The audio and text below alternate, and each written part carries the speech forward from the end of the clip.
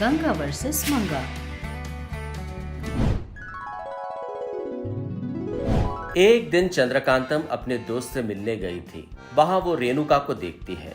देखते ही ऐसा बोलती है, अरे रेणुका एलम्मा कैसी हो? जोर से चिल्लाती है, जो सुनकर सभी लोग रेणुका को देखकर हंसते हैं। तब रेणुका को बहुत गुस्सा आता है। तब रेणुका चंद्रकांतम से गुस्से में ऐसा कहती है, तुम्हें इतनी बार बताया है ऐसे मत बुलाओ, तुम नहीं सुनोगी। तुम्हारा नाम लेकर बुलाना भी गलत है क्या? फिर भी अभी क्या हुआ, इतना गुस्सा कर रही हो? ऐसी बुलाकर सबके सामने मेरी इज्जत खराब कर रही हो। तुम्हें कुछ समझ में आ रहा है क्या? अरे मजाक मत करो, हम लोगों के बीच में इज्जत किस लिए? रेणुका चिढ़ते हुए ऐसा कहती है, तुम्हारी इज्जत नहीं है पर मेरी है।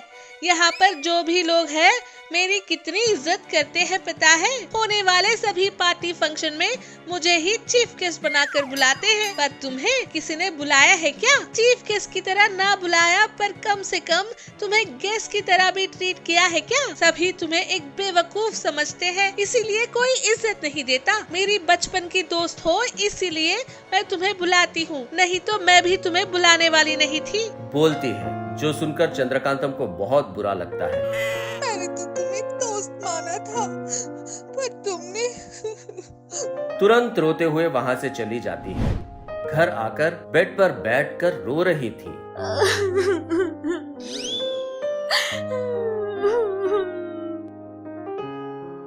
जो देखकर सूर्यकांतम चंद्रकांतम से पूछती है, क्या हुआ? अभी क्यों इतनी हो रही हो? क्या हुआ बताओ?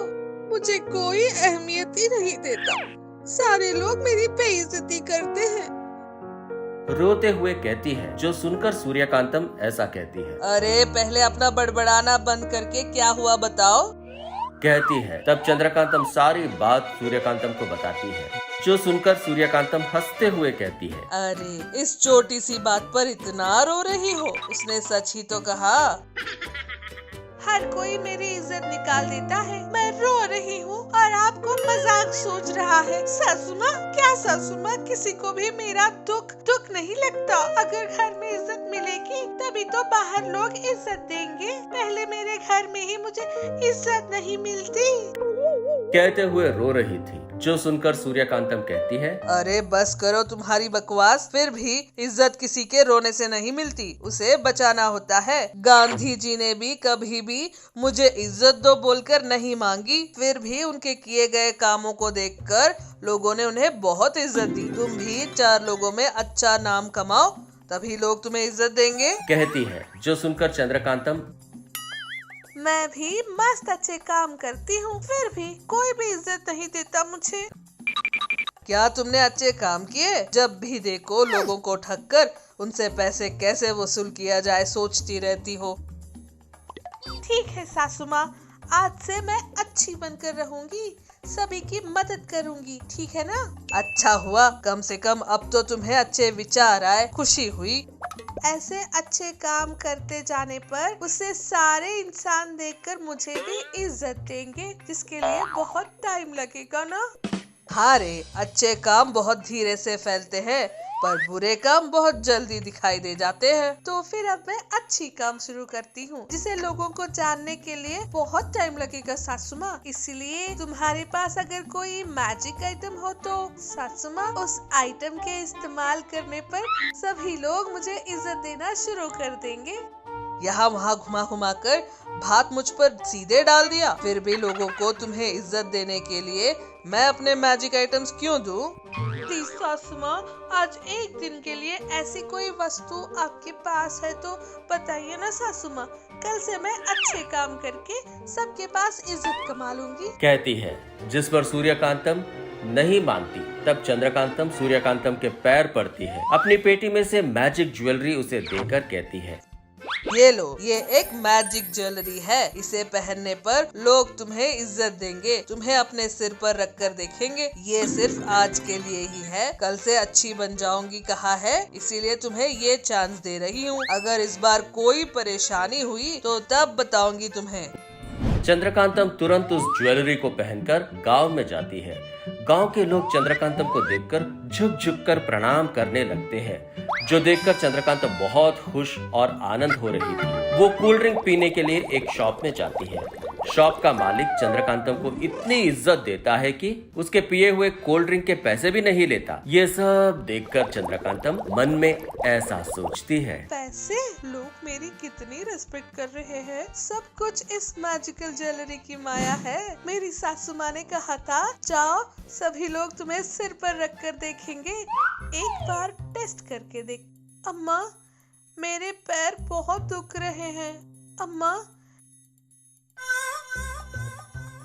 जो सुनकर सभी लोग उसे वहां कुर्सी पर बैठने के लिए ले जा रहे होते हैं, जिस पर चंद्रकांतम मन में ऐसा सोचती है, अरे वाह, ये मैजिकल ज्वेलरी मेरे पास कुछ दिन रहती तो मैं इस गांव की महारानी बन जाती। सोचते हुए उनसे ऐसा कहती है, क्यों लोग इतने धीरे चल रहे हैं, जल्दी चलो। कहते हुए उन्हें ऑर्डर देने लगती है। ये सब सूर्यकांतम को पता चलता है। सूर्यकांतम को बहुत गुस्सा आता है। क्यों रे? वो लोग तुम्हारी इज्जत करे इसीलिए तो मैंने तुम्हें ये दिया था ना। तुम इस तरह उन लोगों पर चढ़कर सवारी कर रही हो और ऊपर से महारानी के जैसे ऑर्डर दे रही हो। रुको, अभी बताती हूँ। सोचकर अपने बहू चंद्रकांतम के पहने मैजिक ज्वेलरी को गायब कर देती है। मैजिकल ज्वेलरी के न होने के कारण लोग रुक जाते हैं और चंद्रकांतम नीचे गिर जाती है। लोगों को नौकरों की तरह इस्तेमाल करने के लिए उनको सताने के कारण सभी लोग उसे मारने के लिए आते हैं। चंद्रकांतम डरते हुए घर जाती है। तब सूर्यकांतम चंद्रकांतम को डांट कर बाहर खड़े सभी लोगों से माफी मांगने को कहती है। इस तरह चंद्रकांतम तुरंत रेणुका के पास जाकर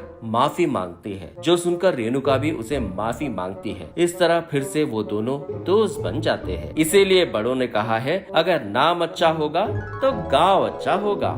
लालची बहू मंगा सुबह सुबह ही उठकर सासू माँ के सामने अच्छा बनने के लिए अच्छे से एकदम स्वादिष्ट फिल्टर कॉफी छोटे से टोप से एक ग्लास में और ग्लास से फिर से टोप में डालते हुए तमिलनाडु स्टाइल में कॉफी को तैयार करके अपनी सासू माँ के पास ले जा रही थी। आहा, ये लीजिए, गरम गरम कॉफी आप ही के लिए है। क्या रे मंगा, आज पहली बार बिना मांगे मेरे लिए कॉफी ले आई, क्या बात है? क्या सासू माँ ऐसे कह रही है? मैं आपकी बहू हूँ, आपकी इतनी सी सेवा नहीं कर सकती, बताइए। वो सब ठीक है, पहले ये बता बात क्या है? वो बात सुनकर बहू शर्माते हुए सर खुजाते हुए, कुछ नहीं सासू माँ, आप 10 दिन तक गाँव जा रही है ना, आपके आने तक खर्चे के लिए पैसे दे देंगी। हाँ, आई उठ पहाड़ के नीचे। गाँव जा रही हूँ तो पैसे मांगने के लिए? क्या ये सब कॉफी बनाना, पैर दबाना? पैर भी दबाना होगा क्या सासू माँ? ऐसे चढ़ाते हुए बोल रही थी कि जरूरत नहीं। और पैसे क्यों चाहिए? क्यों चाहिए? क्या क्यों चाहिए? छोटे मोटे खर्च होते हैं ना। कोई खर्चा नहीं, सारा सामान घर पर है। जो चाहिए वो बना कर खा, काम कर और चुपचाप सो जा। फिजूल के खर्चे बंद कर दे। ऐसे सासू माँ के स्ट्रिक्टली वार्निंग देने पर मंगा एकदम चुप हो जाती है। अगले दिन ही गंगा अपने बैग को लेकर गांव चली जाती है। घर में मंगा अकेली थी। तब वो अपने मन में, क्या है ये सासू माँ, पॉकेट मनी देकर जाने कहा तो पॉकेट ही नहीं तो पॉकेट मनी का क्या करोगी? जैसे 1 रुपया नहीं दिए। कैसे भी सासू माँ जितने दिन यहाँ नहीं है, अच्छे से पैसे कमाकर सासू माँ को शौक दूंगी। क्या करेंगे? ऐसे बोलकर सोच रही थी कि सडनली उसे एक आइडिया आता है। हाँ, सासू माँ का मैजिकल बॉक्स घर ही में है ना? हाँ, उसमें से कुछ बेचकर अच्छे से आए हुए पैसे छुपा लूंगी। ऐसे सोचकर सासू माँ का मैजिकल बॉक्स खोलकर देखने पर उसमें बहुत सारी वस्तुएं थे। सारे छोटे बच्चों के खिलौने जैसे थे।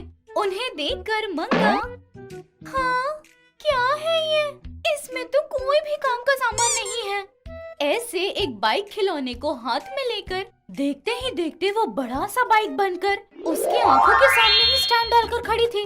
वो देखकर मंगा, अरे ये तो इलेक्ट्रिक बाइक लग रही है। हाँ, एक काम करती हूँ, अगर इस प्रॉपर्टी से मैंने कुछ भी बेचा तो सासू माँ को पता चलकर पीटेंगी मुझे। इसीलिए इस मैजिकल इलेक्ट्रिक बाइक से अच्छे से रैपिडो या जोमैटो वाला बनकर घूमूंगी तो अच्छे खासे पैसे कमा लूंगी। एक दिन में 10,000 भी आ गए तो 10 दिन में 1 लाख। तब अच्छे से गहने बनाकर अपने लालच से वो हवे में ही बातें सोच रही थी। सोचने के अनुसार ही हेलमेट लगाकर सुबह से शाम तक रैपिडो वाला बनकर और दोपहर में फूड डिलीवरी करके पैसों पर पैसे कमा रही थी। हाँ, ये तो बड़ा अच्छा है। ऐसे ही अगर मेरी सासू माँ का हाथ पैर टूट गया और 10 दिन रुक गई तो मैं लाखों कमा सकती हूँ। ऐसे सोचकर खुश हो रही थी। ऐसे शाम तक घूम घूम कर थक कर घर पहुँची मंगा। हाँ, ये कैसा घूमना है भगवान। ऐसे घूमे बिना एक जगह पर बैठने पर पैसे आएंगे तो कितना अच्छा होगा। आराम से खाकर बैठती मैं। ऐसे ख्याली पुलाव पकाकर खाना बनाने की हिम्मत ना होकर जो रखा हुआ था वही खाती है और दूध पीकर ऐसे सोचती है, बाप रे, इतना घूमने के बाद घर आकर खाना बनाने की ताकत कैसे आएगी मुझ में। इसलिए कल से आते वक्त कोई ना कोई पार्सल ले आकर खाऊंगी। नहीं तो पैसे की तो बात की बात है, ऐसे ही चलता रहा तो 10 दिन में तो ऊपर की टिकट कट जाएगी। बाप रे। ऐसे सोचकर उसके अगले दिन से घूमकर होने के बाद खाना पार्सल ले आया करती। ऐसे 9 दिन गुजरने के बाद 10वें दिन पर लास्ट ऑर्डर के लिए जाते हुए, हाश, यही लास्ट ऑर्डर है। इन 10 दिनों में न जाने कितना कमाया घर जाकर अब गिनूंगी मैं। ऐसे सोचकर वो लास्ट ऑर्डर देकर जा रही थी तब मैजिकल इलेक्ट्रिक बाइक में चार्जिंग खत्म हो जाती है। अरे ये क्या, ये मैजिकल बाइक में भी चार्जिंग खत्म हो जाती है? क्या फालतूगिरी है ये। ठीक है, आखिरी ऑर्डर है ना।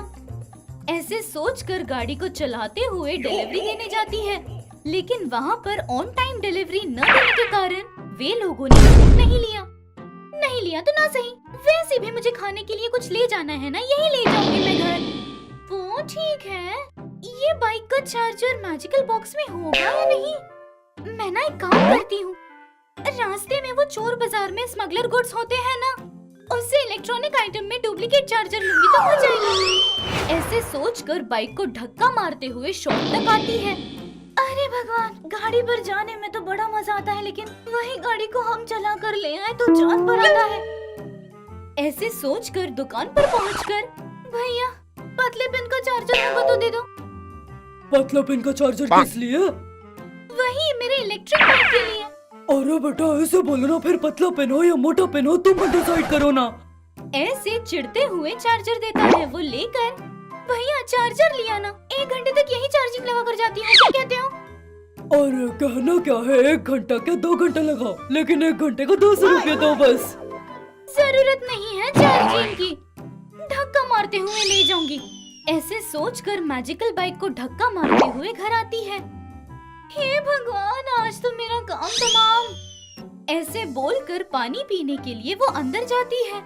उतने में वो मैजिकल बाइक छोटी होकर उसी के जैसी एक दूसरी बाइक उस जगह पर रिप्लेस हो जाती है। ओरिजिनल मैजिकल इलेक्ट्रिक बाइक फिर से उस बॉक्स में चली जाती है। बेचारी उस बात से अनजान पानी पीकर बाहर आई मंगा बाइक में चार्जर कनेक्ट करके प्लग लगाकर ऑन करती है स्विच। बस अचानक से वो बाइक ब्लास्ट होकर बाइक के सारे पार्ट्स घर में फैल जाते हैं। धुआं निकल रहा था। धुआं पूरा शांत होने के बाद मंगा का मुंह एकदम काला हो जाता है। रोने वाली शक्ल लेकर मंगा, बाप रे, अब सासू माँ ने आकर बाइक कहाँ है पूछा तो क्या कहूँगी? मेरा तो काम तमाम, चुपचाप खाकर सो जाना ऐसे कहा होगा। मान लेनी चाहिए थी, ये परिस्थिति नहीं आती ना। ऐसे रोने